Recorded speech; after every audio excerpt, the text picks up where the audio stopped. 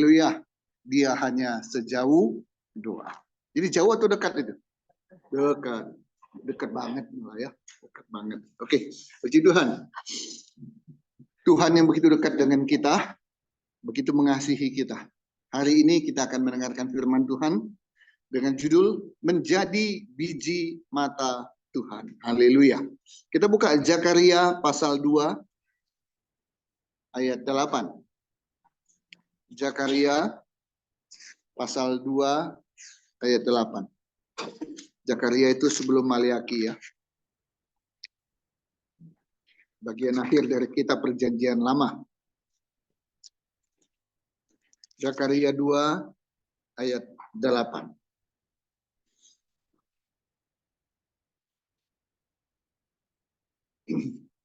Oke. Kita baca bersama-sama ya. Zakaria 2 ayat 8. 1, 2, 3. Sebab beginilah firman Tuhan semesta alam yang dalam kemuliaannya telah mengutus aku mengenai bangsa-bangsa yang telah menjara kamu. Sebab siapa yang menjama kamu berarti menjama biji matanya. Haleluya. Sebab siapa yang berani menjama kamu? Kamu itu siapa? Saya. Siapa yang berani menjama saya berarti menjama biji matanya. Siapa itunya? Tuhan. Luar biasa. Firman Tuhan pagi ini mengatakan, siapa yang berani menjama saya, menjama saudara, menjama kita, itu berarti menjama Tuhan. Coba, jangan main-main. Ya. Suatu ketika bos saya dulu waktu saya masih kerja di pabrik tekstil, presiden direktur, dia cerita begini. Ada seorang manajer menegur dan memarahi supirnya. Nah, ya, Pak Presiden ini kan tidak bawa mobil sendiri kan, dia punya supir. Jadi entah kenapa, mungkin si supir ini ada melakukan kesalahan, jadi ditegur oleh seorang manajer di pabrik. Kan wajar kan kalau orang salah ditegur kan? Wajar toh? Tapi kemudian si supir ngadu rupanya kepada Pak Presdir. Tadi saya ditegur Pak, dimarahin Pak sama Pak ini Pak. Gitu. Itu satu hal yang wajar nggak? Ada yang melakukan kesalahan, ada yang menegur, wajar kan? Terus si supir juga mungkin karena nggak enak dimarahin, dia ngelapor, ngadu kepada majikannya. Wajar juga ya? Iya kan? Curhat dia kan, Pak saya dimarahin tadi Pak gitu ya. Wajar kan? Terus apa kata presdir saya kepada saya? Dalam bahasa Sunda dia bilang, cik atu laki tu atu euy, ya. Kenapa Pak saya bilang? Jelek-jelek begitu, dia itu kan supir saya. Ngerti maksudnya? Dibela. Ya kan? Iya, oke dia salah, tapi aduh jangan gitu, aduh. Ingat gitu ya. Eling, dia itu siapa? Supir saya. Gitu ya. Jadi kalau udah tahu itu supir saya, kalau dia salah, tutup mata aja lah. Kenapa? Lihat saya dong. Gitu. Jadi si presdir, ketika supirnya aja ditegur, dimarahin, dia ngerasa nggak enak. Coba bayangin. Udah jelas salah, ditegur. Tapi dia ngerasa, duh, jangan itu udah kenapa? Itu mah supir saya.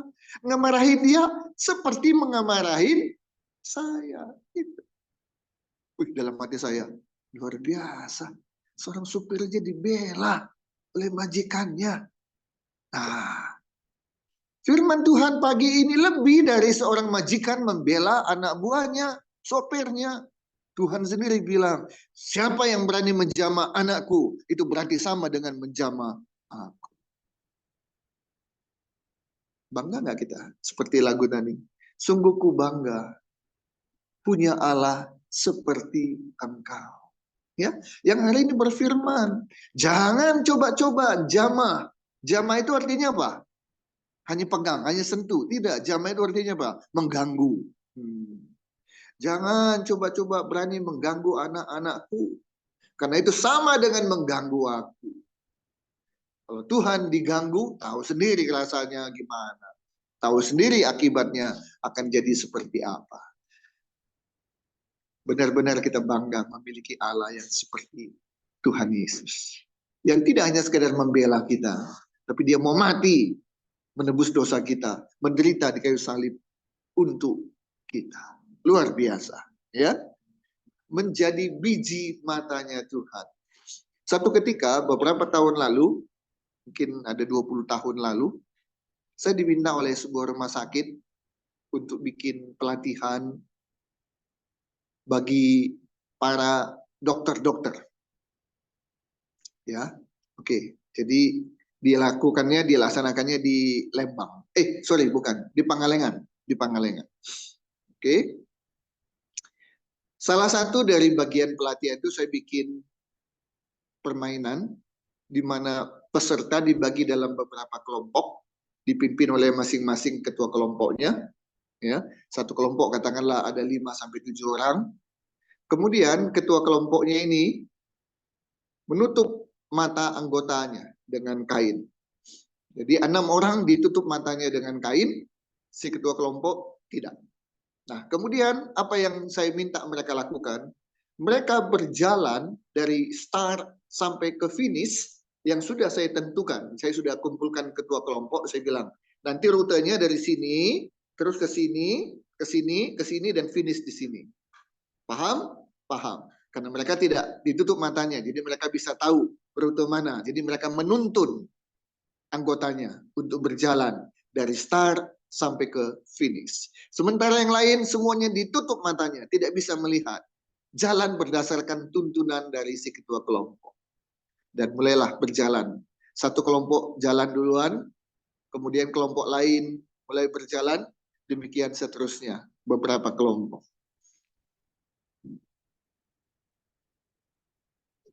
Saudara bisa bayangkan bagaimana berjalan dengan mata yang tertutup? Hanya pegangan tangan, semuanya pegangan tangan gitu ya. Nah, dituntun oleh yang di depan. Bisakah berjalan dengan cepat? Tidak bisa. Tidak bisa berjalan dengan cepat.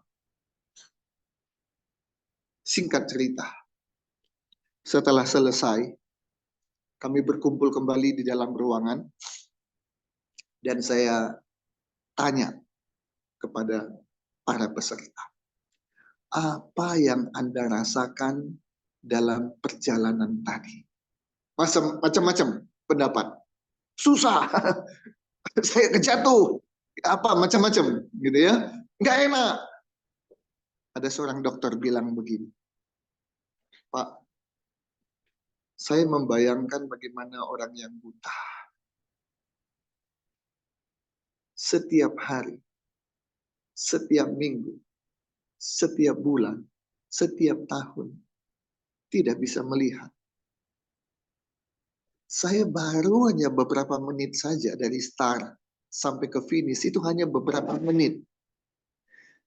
Rasanya hidup ini, aduh, tidak enak. Jadi dengan permainan ini Pak, saya bersyukur saya bisa melihat. Kapan orang merasa kesehatan itu berharga? Ketika sakit. Kapan orang merasa duit itu berharga? Tahu ya. Mudah-mudahan kita nggak pernah ngalami gitu ya. Saat kita nggak punya duit, itu rasanya setiap duit terkecil sekalipun sangat berharga. Mata. Ini penting. Sangat penting. Semua bagian tubuh kita ini penting. Pernah ada yang bilang begini, saya pernah nanya, kalau kamu dikasih 1 miliar, senang nggak? Senang. Kamu dikasih 5 miliar, senang nggak? Oh, 4 kali senang. Kamu dikasih 10 miliar, senang nggak? Oh, senang banget. Tapi setelah itu, kamu serahkan satu aja dari tanganmu. Kan punya dua, nah, kasih satu. Mau nggak? Nggak mau. Biar dikasih 1 miliar, dikasih 2 miliar, dikasih 5 miliar, dikasih 10 miliar. Tapi saya harus menyerahkan tangan saya. Nggak mau. Jangankan tangan, saudara. Satu jari saja nggak ada. Ayo pilih, yang mana? Ini nggak ada, telunjuk. Megang itu gimana? Coba, saudara pegang sesuatu tanpa telunjuk. Gimana ya? Kan megang itu kan paling enak kalau komplit gitu kan. Nah, terus, udahlah si kecil aja lah. Si kelingking aja lah, nggak ada. Oke. Megang, ngapa-ngapain. Tanpa kelingking juga gimana? Nggak enak. Bagian dari tubuh kita, ujung rambut sampai ujung kaki, kalau ada sesuatu yang nggak ada itu nggak enak. Tapi khusus untuk mata, beda saudara. Sebegitu pentingnya mata itu, ya, maka kata mata dipakai untuk beberapa istilah. Satu, saya menyaksikan dengan mata kepala. Kepala disebut, tapi disebut di bagian depannya apa? Mata. Bukan saya melihat dengan kepala dulu dengan mata. Enggak. Bukan kepala mata, tapi mata kepala. Saksi titik-titik, saksi apa? Saksi mata. Ya. Yang kedua, mata-mata. Sembarangan? Enggak sembarangan orang yang jadi mata-mata. Itu orang pilihan itu. Dilatih demikian rupa, baru bisa menjadi mata-mata. Ya. Mata ini tidak hanya berfungsi melihat, tapi juga mata bisa menjadi alat kecantikan dan kegantengan. Benar apa betul? Wih, matanya biru. Waduh, rasanya blue eyes. Ya, beda. Ya, mata itu begitu penting. Permata. Perempuan suka nggak? Suka banget. Permata. Ada kata mata. Matahari. Mata. Kepala hari nggak ada. Tangan hari nggak ada. Kaki hari nggak. Mata air. Apalagi? Mata hati. Kalau orang udah selesai hidupnya dipanggil Tuhan disebut apa? Menutup mata. Coba, bukan menutup jantung, bukan berhenti jantung, tapi menutup mata. Nah, begitu pentingnya mata itu. Saya bilang begini ya, kepala kita itu berada di mana? Tingkat yang tertinggi. Betul? Ada nggak kepala orang di perut? Nggak ada. Matanya di kaki, mata kaki namanya. Tapi ya, kepala itu ada di atas. Di tempat yang tertinggi. Di tempat yang terhormat. Ada orang yang boleh pegang kepala kita? Ada? Kita izinkankah orang untuk memegang kepala kita? Enggak. Kenapa? Kepala itu harga diri. Kepala itu kehormatan. Jadi tidak boleh orang sembarangan pegang-pegang kepala kita. Apalagi kepala pejabat. Pejabat pemerintah. Pejabat tinggi. Presiden. Ada yang berani pegang-pegang kepalanya? Pak Jokowi, sini. Bukan bahunya yang diindah, tapi kepalanya. Jangan coba-coba ya. Jangan coba-coba. Sebelum pegang kepalanya, tangannya sudah ditepis sama pas pampres. Mendekat presiden aja juga nggak gampang, apalagi berani-berani noel kepalanya presiden. Tapi ada orang yang dengan bebas pegang kepala Pak Jokowi. Siapa? Istrinya. Siapa lagi? Anaknya, cucunya. Siapa lagi? Ada. Istrinya nggak tiap kali pegang kepala Pak Cukur. Itu dia. Tukang cukur rambut. Boleh, cukur. Jangan pegang kepala. Gimana caranya? Coba. Ya, gimana caranya nggak pegang kepala? Meskipun kepala itu penting, berharga, bernilai, kehormatan. Tidak boleh orang sembarang itu pegang. Tapi masih ada orang yang pegang kepala. Presiden sekalipun, yaitu tukang cukur, tukang potong rambut. Bagaimana dengan mata? Ada orang yang kita izinkan pegang, jamah, sentuh mata kita? Dokter mata. Apakah dokter mata pegang-pegang mata kita? Ya, mata kita gini, terus digini-ini sama dia. Tunggu ya, saya lihat dulu ya, dipegang-pegang. Ada? Enggak dong. Dia pakai alat. Dia lihat. Apapun yang bersentuhan dengan biji mata kita, semua berkaitan dengan alat.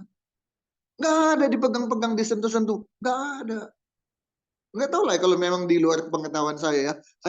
Ada dokter mata yang matanya digini-giniin, pakai jempol, pakai jari. Ada gitu.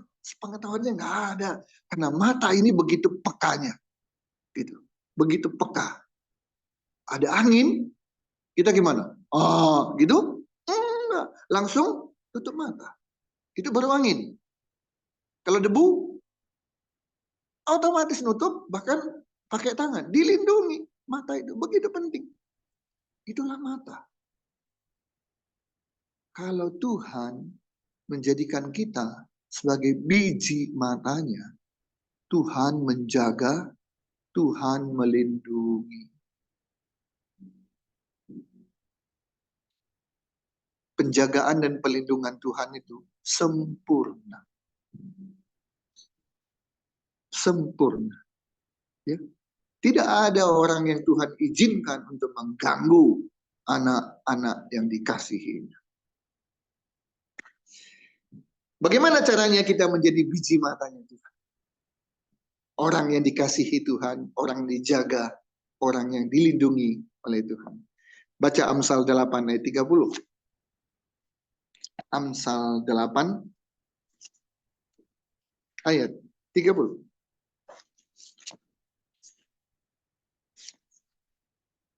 Ini cara kita menjadi biji matanya Tuhan.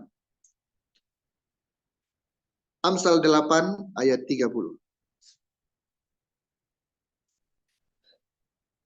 Oke, kalau sudah dapat kita baca bersama-sama.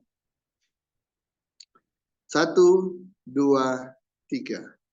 Aku ada sertanya sebagai anak kesayangan.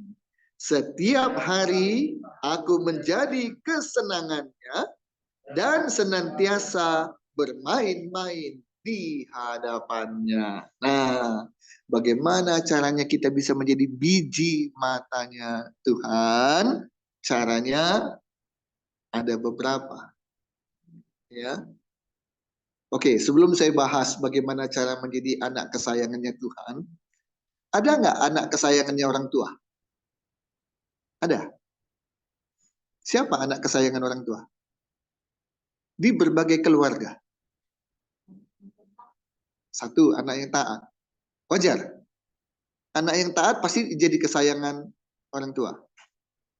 Kalau yang anak yang taatnya 3 gimana? Anak kesayangan biasanya 1 atau 2 atau 3? 1.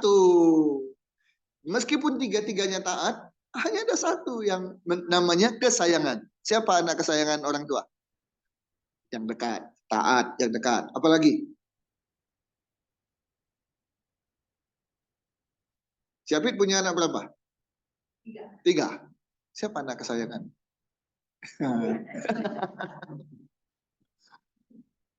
Setuju nggak dengan saya bahwa di banyak keluarga anak kesayangan itu adalah anak yang bontot? Suka tidak suka, biasanya anak kesayangan di dalam rumah tangga adalah anak bungsu. Alkitab juga kan mengajarkan begitu, ya menceritakan begitu kan. Kisah anak bungsu, itu disayang segala-galanya untuk si bungsu.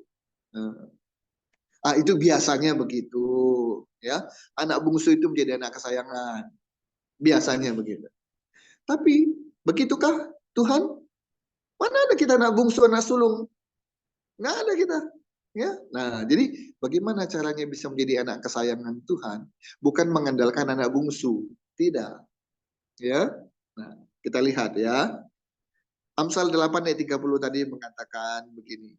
Aku ada sertanya sebagai anak kesayangan.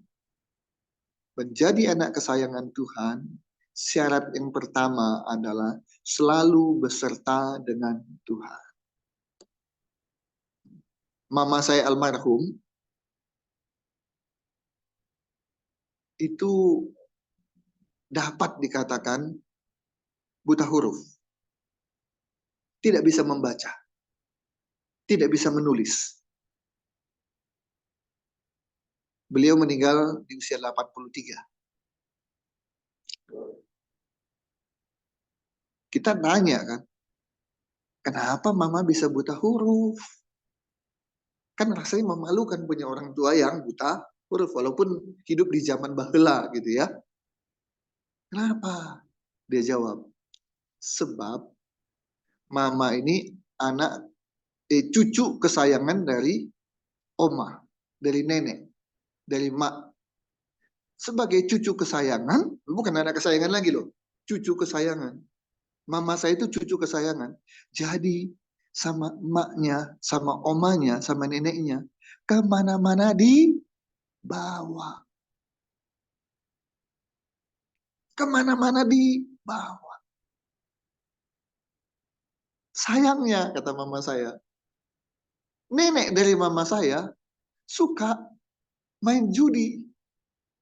Jadi kemana-mana dia pergi ikut main judi, mama saya dibawa. Yang kecil itu dibawa, nemanin. Dan akibatnya mama saya jadi enggak sekolah. Itu rupanya gara-garanya kenapa mama saya jadi tidak bisa membaca, tidak bisa menulis. Karena sejak kecil oleh neneknya dibawa kemana-mana. Kayak lagu siapa itu? Tak gendong kemana-mana. Lagu siapa itu? Hah? Mbah Suri. Waduh, hafal. Hafal. Ya, saya juga ingat itunya tapi nggak ingat namanya. Ya, ingat apanya itu? Kepalanya, rambutnya ya, penutupnya ya, merah, hijau, kuning. Kalau mau jadi anak kesayangannya Tuhan, harus beserta dengan Tuhan setiap hari. Tapi kalau hanya sesekali, itu bukan anak kesayangan. Sehari nggak bertemu, udah kangen. Maunya ketemu tiap hari. Dan kalau sudah ketemu, nggak mau berpisah.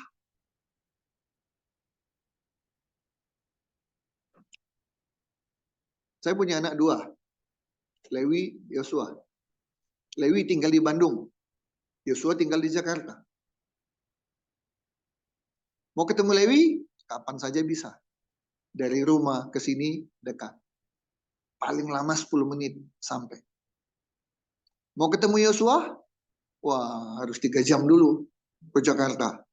Ya, dia pun mau ke sini nggak bisa kerja. Jadi mau ketemu Yosua hari apa? Jumat. Senin pagi dia berangkat lagi ke Jakarta. Dengan kondisi begitu, lepas ini dari mana lebih sayang ya, Lewi atau Yosua, nggak usah cerita mana yang paling kesayangan. Tapi saya mau mengatakan begini. Yosua yang tinggal di Jakarta, bekerja di Jakarta, bagi kami, orang tuanya, hari Kamis itu adalah hari yang menyenangkan. Kenapa? Besok Yosua pulang. Nah, jadi ketemu hanya seminggu sekali. Kalau anak kesayangan, maunya tiap hari ketemu. Dan kalau udah tiap hari ketemu, kalau bisa jangan berpisah lagi. Itu anak kesayangan. Syarat pertama, kita menjadi anak kesayangan Tuhan, menjadi biji matanya Tuhan adalah senantiasa beserta dengan Tuhan. Tiada hari tanpa bersama dengan Yesus. Ada lagu ya. Engkau ada bersamaku. Engkau ada bersamaku. Kapan? Di setiap musim hidupku. Tak pernah kau biarkan ku sendiri. Di setiap musim kehidupan kita, mau musim susah, mau musim senang, mau musim apapun, Tuhan ada beserta dengan kita. Nah, sekarang pertanyaannya, kita beserta dengan Tuhan atau tidak? Itu. Ada yang bilang begini, selama Tuhan memegang tangan kita, maka kita aman. Amin. Ya, saya aminkan. Tapi saya ingin mengatakan dengan kata yang lain. Apa itu? Selama kita memegang tangan Tuhan. Jadi jangan hanya semuanya serba Tuhan gitu. Tuhan menyertai kita. Amin. Tapi pertanyaannya, kita beserta Tuhan tidak. Tuhan ada di surga. Dia memanggil kita untuk datang, masuk, tinggal di rumahnya. Tapi pertanyaannya, kita nanti ada di rumahnya atau tidak? Itu dia. Jadi syarat pertama untuk menjadi kesayangan Tuhan adalah pastikan kita, gitu ya, kita selalu bersama, beserta dengan Tuhan. Sibuk kerja, tetap ingat Tuhan. Sibuk usaha, tetap ingat Tuhan. Itu yang pertama. Ya, beserta, bersama, selalu dengan Tuhan. Yang kedua, ayat 30 tadi. Aku ada sertanya sebagai anak kesayangan. Setiap hari aku menjadi kesenangannya. Dan senantiasa bermain-main di hadapannya. Syarat kedua menjadi anak kesayangannya Tuhan adalah akrab, intim. Tidak heran kan ketika ada orang tua menjadi kuda, main kuda-kudaan dengan anaknya. Siapa yang naik ke punggung? Anak. Nggak ada, ih, anak atau diri. Masa bapaknya dijadikan kuda gitu ya? Nggak ada. Bapaknya juga nggak merasa, nak, kamu nggak sopan ya sama bapak ya? Nggak ada. Dua-duanya bergembira. Karena mereka sedang bermain. Dua-duanya ketawa. Menjadi anak kesayangan Tuhan. Menjadi biji matanya Tuhan. Kita akrab dengan Tuhan. Jangan menjadi seperti contoh di Eropa, di Amerika. Katanya begitu. Ya. Apa yang terjadi di sana? Anak kalau mau ketemu dengan orang tua atau orang tua mau bertamu, berkunjung kepada anaknya, caranya bagaimana? Tidak izin. Paling tidak apa? Telepon. Nah, Bapak, Ibu mau datang ya. Bisa nggak di Amerika atau di Eropa? Datang aja gitu. Bisa nggak? Paling tidak begini. Paling tidak begini. Ya, satu, belum tentu anaknya ada di rumah. Itu satu. Gitu ya. Nah, jadi kita nggak berpikir yang jelek-jeleknya dulu. Kenapa selalu aja gitu harus telepon dulu gitu ya? Karena satu, belum tentu anaknya ada di rumah. Daripada datang nggak ada di rumah, pulang lagi kan percuma. Jadi telepon. Itu satu. Terus yang kedua, nah yang kedua, di sana sangat menghargai privasi. Gitu. Sangat menghargai privasi. Meskipun kamu orang tua, tapi kalau mau datang kasih tahu dulu dong. Gitu. Anak mau ketemu orang tua kasih tahu dulu dong. Kita kepada Bapa kita, Tuhan Yesus Kristus. Bagaimana cara kita bertemu dengan Tuhan? Berdoa. Pernah nggak kita bilang gini? Tuhan Yesus, nanti 6.30 saya mau doa ya. Ketemu dengan Tuhan. Boleh nggak? Ada nggak yang kayak gitu? Nggak ada. Mau ketemu, ketemu aja. Bayangkan kalau Tuhan Yesus kasih peraturan. Kamu kalau mau berdoa, memanggil namaku, mau bicara dengan aku, minimal 5 menit sebelumnya. Nggak usah 30, nggak usah seharian, nggak usah seminggu. Minimal 5 menit sebelumnya. Atau Tuhan bilang, aku kasih sedikit kemudahan. Kalau mau berdoa, memanggil namaku, tadi kan berseru, memanggil namanya. 1 menit sebelumnya. Peraturan. Loh, kalau Tuhan bikin peraturan seperti itu, apa yang akan terjadi? Kita bilang, gak apa-apa lah, kan cuma 1 menit. Gitu. Ketika ada kecelakaan terjadi, yang kita panggil nama siapa? Stop. Boleh. Belum 1 menit. Jeger, mati duluan. Kenapa? Tuhan bilang, kalau panggil namaku, kasih tahu dulu 1 menit sebelumnya.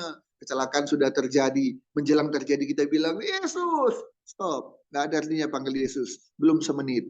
Celaka kalau begitu. Puji Tuhan, tidak ada peraturan seperti itu. Ya. Kapan saja kita mau memanggil Yesus, kapan saja kita mau bertemu dengan Tuhan Yesus, bisa nggak? Bisa.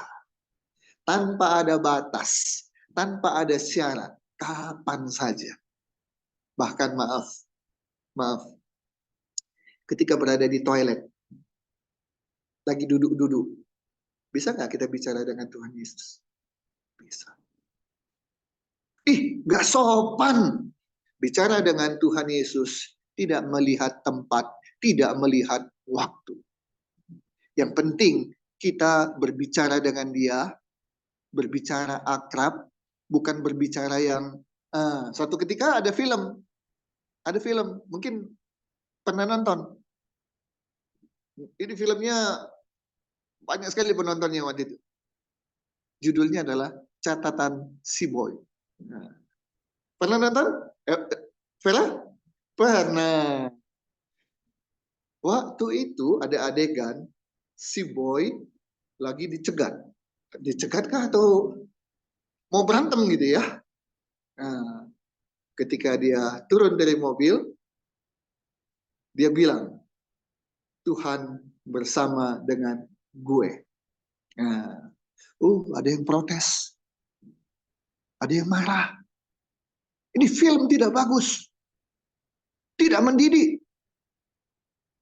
Masa kepada Tuhan bicara apa? Tidak sopan.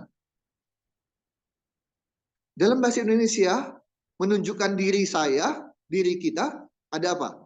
Aku. Terus, saya. Apa lagi? Gue. Beta. Orang. Abdi. Itu kan bahasa Indonesia dan bahasa daerah. Nah, gue itu bahasa apa? Betawi. Gue. Gua. Kalau orang Chinese bilang apa? Wah. Jadi wah menjadi gua gitu ya. Jadi kalau orang Betawi, si Boy kan tinggalnya di Jakarta. Kalau dibilang, gua yakin Tuhan bersama dengan gue. Salah nggak? Enggak kan?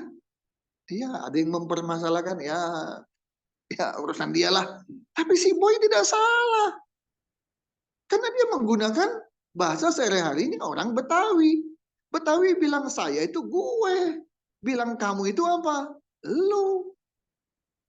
Yang penting ketika kita berbicara dengan Tuhan, tidak dengan yang tidak sopan. Itu aja. Tapi tempatnya di mana, Tuhan nggak pedulikan. Waktunya kapan, Tuhan nggak pedulikan. Yang penting kita berkomunikasi, kita berbicara, dan kita bersenda gurau, bermain dengan Tuhan, dengan yang sopan, ya udah itu aja. Tidak ada jarak. Terpujilah nama Tuhan. Tuhan yang ajaib, Tuhan yang luar biasa, tidak menjaga jarak dengan kita. Bisa bersenda gurau dengan Tuhan? Bisa. Bisa bergurau dengan Tuhan? Bisa. Bisa keketawaan dengan Tuhan? Bisa. Bisa bersantai ria dengan Tuhan? Bisa. Saya baru pulang dari Sumatera Utara. 3 hari pelayanan, Jumat, Sabtu, Minggu. Jumat begitu mendarat, dari bandara langsung ke gereja, sudah ada pelayanan. Sabtu ada seminar. Minggu 2 kali melayani. Tapi setelah selesai Jumat, Sabtu, Minggu, hari Senin kami rekreasi. Ya, kami dharma wisata. Jadi ketika waktu 3 hari pelayanan, wah itu hubungan dengan Tuhan demikian rupa. Doa, Tuhan Yesus berkati pelayananku, berkati bibirku, sehingga apa yang kuucapkan pada saat aku membawakan firman-Mu, membawakan renungan, membawakan seminar, Tuhan menyertaiku. Wah itu rasanya pelayanan, jadi dekat sama Tuhan. Hari Senin, pagi setelah makan di hotel, berangkat ke Brastagi. Masihkah ada hubungan senda gurau dengan Tuhan? Atau Tuhan, goodbye dulu ya. Nanti hari Sabtu ketemu lagi. Ada begitu? Tidak. Namanya anak kesayangan Tuhan, bersenda gurau. Tuhan, come on. Kita ke Brastagi. Perjalanan ini, ayo kita nikmati ya Tuhan. Boleh nggak ngomong gitu? Boleh. Itulah hubungan intim dengan Tuhan. Enggak, Tuhan, kita pisah dulu ya. Nanti ketemu lagi. Enggak. Kapan saja, di mana saja, hubungan dengan Tuhan tetap enak. Kenapa? Kita anak kesayangan. Tuhan Yesus, saya mau pergi. Ada sesuatu yang mau saya kerjakan. Tetap ya, sertai aku ya. Sip, sip. Boleh nggak gitu? Boleh. Enggak. Tuhan Yesus, saya mau pergi. Ada sesuatu penting saya mau kerjakan.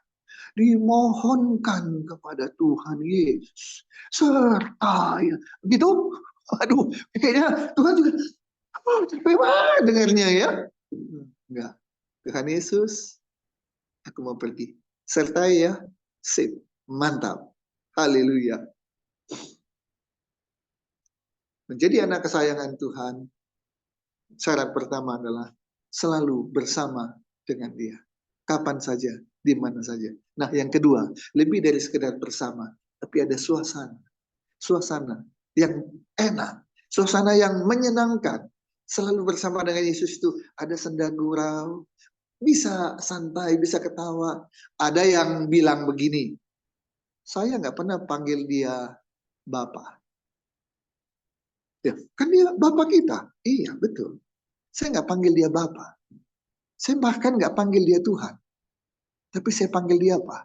Papa. Ada yang begitu. Saya panggil dia Papa. Salah nggak? Salah nggak kira-kira? Enggak juga. Karena dia merasa hubungan saya dengan Tuhan Yesus adalah memang Bapak dan anak. Kan bebas-bebas saja. Ada yang panggil ayah, ibu dipanggil bunda, ada yang panggil papi, ibu dipanggil mami, dipanggil papa, dipanggil mama, ada lagi yang panggil Dedi. Ada nggak? Ada. Bukan si Dedi namanya, bukan. Tapi panggil bapaknya dengan Dedi. Ada. Sah-sah saja kan?